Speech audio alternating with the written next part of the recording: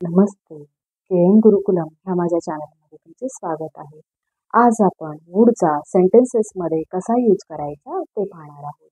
विलचा use कसा करायचा ते तर आपण पाहिलेला आहे. विल हे फ्युचरसाठी वापरतात. For example, I will go, मी जाणार. ही विल गो, तो जाणार. पण आय वुड गो देअर, मी तिथे जाणार होते.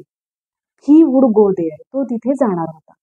वुड हे रिक्वेस्ट करण्यासाठी आणि बऱ्याच अर्थाने वापरले जाते. पण आपण इथे पास्टमध्ये वुडचा यूज कसा करायचा ते पाहूयात. आय वुड गो देअर, मी तिथे जाणार होते. आता याचा प्रश्न कसा करणार? वुड हे वाक्याच्या आधी घ्यायचं आहे, उर्वरित भाग जसाच्या तसा. वुड आय गो देअर, मी तिथे जाणार होते का? आणि निगेटिव्ह कसं करायचं आहे? I would not go there, would नंतर आपण नॉट वापरलेलं आहे. वुडंट असं बोललं तरी चालेल.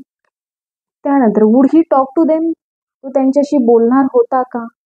Yes, he would talk to them, हो तो त्यांच्याशी बोलणार होता.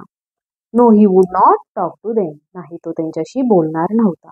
C more examples. Would she go, ती जाणार होती का? येस, शी वुड गो, हो ती जाणार होती. आणि नसेल तर शी वुड नॉट गो, ती जाणार नव्हती. वुड दे कम, ते येणार होते का? येस, दे वुड कम, ते येणार होते. No, they would not come, नाही ते येणार नव्हते. वुड वी गो, आम्ही जाणार होतो का? येस, वी वुड गो, आम्ही जाणार होतो. आणि नसेल तर वी वुड नॉट गो, आम्ही जाणार नव्हतो. वुड यू स्पीक, तू बोलणार होता का? Yes, you would speak. आणि जर नसेल तर यू वुड नॉट स्पीक. तर वुड प्रमाणेच अबाउट टू वापरून आपण सेम सेंटेन्सेस बनवू शकतो. I was about to call, मी तुला फोन करणार होते किंवा करणार होतो. I was about to meet you, मी तुला भेटायला येणार होते किंवा येणार होतो. I was about to speak, मी बोलणार होते किंवा बोलणार होतो.